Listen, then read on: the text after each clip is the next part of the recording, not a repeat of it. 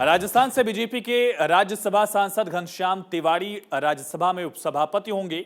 उपराष्ट्रपति और राज्यसभा के सभापति जगदीप धनखड़ की ओर से उनको उपसभापति पैनल में नॉमिनेट किया गया है।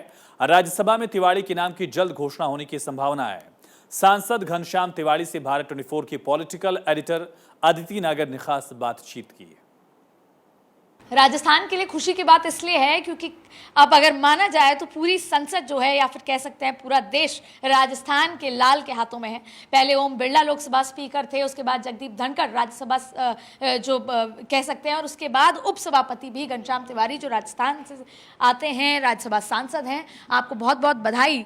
लेकिन जैसे जैसे पद मिलता है जिम्मेदारी भी बढ़ती है, और आपके हिसाब से जब आप बने हैं तो उसके बाद सबसे बड़ी जिम्मेदारी क्या होगी आपके ऊपर? देखिए, सबसे बड़ी जिम्मेदारी है कि प्रक्रिया, कार्य संचालन संबंधी नियम और संसदीय परंपराओं, इसके अनुसार मैं जितना योगदान संसद को, राज्यसभा को चलाने में कर सकता हूं, अपनी योग्यता के हिसाब से उतना योगदान मैं करूंगा।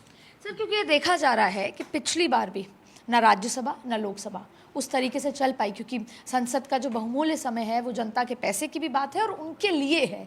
नए कानून बनने चाहिए। ऐसी स्थिति में जहाँ भारत सबसे डेवलपिंग कंट्रीज में से माना जा रहा है, तो ऐसे में और कितनी बड़ी जिम्मेदारी है कि संसद बेहतर तरीके से चले। आपका योगदान उसमें क्या होगा? क्या आप सभी सांसदों से बात करेंगे, उनसे आग्रह करेंगे, आगे की कार्रवाई क्या कुछ होगी? देखिए, भारतीय लोकतंत्र, संसदीय लोकतंत्र अब परिपक्व अवस्था में पहुंच गए और हमारे यहाँ बहुत वर्षों से परंपराएं बन गई है, मान्यताएं बन गई है और कार्य संचालन संबंधी नियम हैं।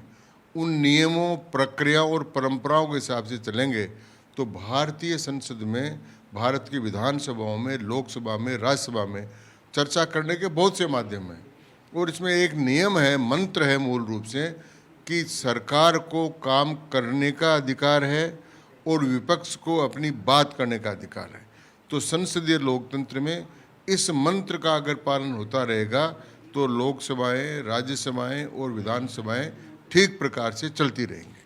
चुनाव में आज देखा जाता है, चाहे कर्नाटक हो, कोई भी राज्य का, और खास तौर पर राजस्थान, जितना विकास महत्वपूर्ण है उतने ही जाति समीकरण महत्वपूर्ण है। और ये माना जा रहा है कि आपको उपसभापति बनाने के बाद ब्राह्मण जाति को बीजेपी ने एक तरह से कह सकते हैं कि साधने की कोशिश की है, और आपसे बहुमूल्य वोट जो है, वैसे भी ब्राह्मण एक वोट बैंक बीजेपी का माना जाता है, लेकिन फिर भी बीच में वाद विवाद छिटक जाता है, उसमें आपकी बहुत ज़्यादा बड़ी भूमिका रहने वाली है। देखिए, मुझे तो, मैं शुरू से संघ का स्वयंसेवक और फिर मैं भारतीय जनता पार्टी का जनसंघ का कार्यकर्ता के रूप में काम किया है।